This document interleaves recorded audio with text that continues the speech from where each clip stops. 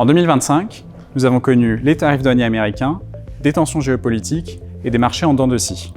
Et pourtant, l'économie française a tenu. La croissance a atteint 0,9%, l'inflation est elle aussi retombée à 0,9% et la croissance en zone euro s'est établie à 1,5%. Ces résultats ne doivent rien au hasard.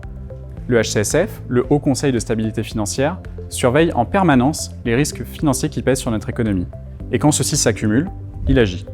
Concrètement, les règles encadrant les banques sont demeurées quasi inchangées en 2025. Une décision délibérée, jugée adaptée à la volatilité des marchés.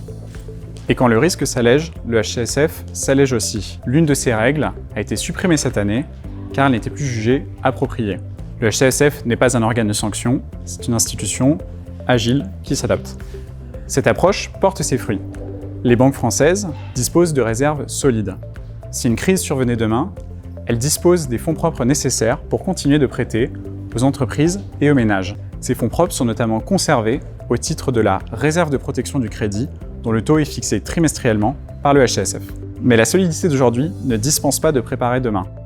Le HCSF envisage tous les scénarios, et notamment le risque cyber, pour anticiper et protéger au mieux les Français et leur épargne. Le Haut Conseil a en effet récemment publié une étude sur le risque cyber.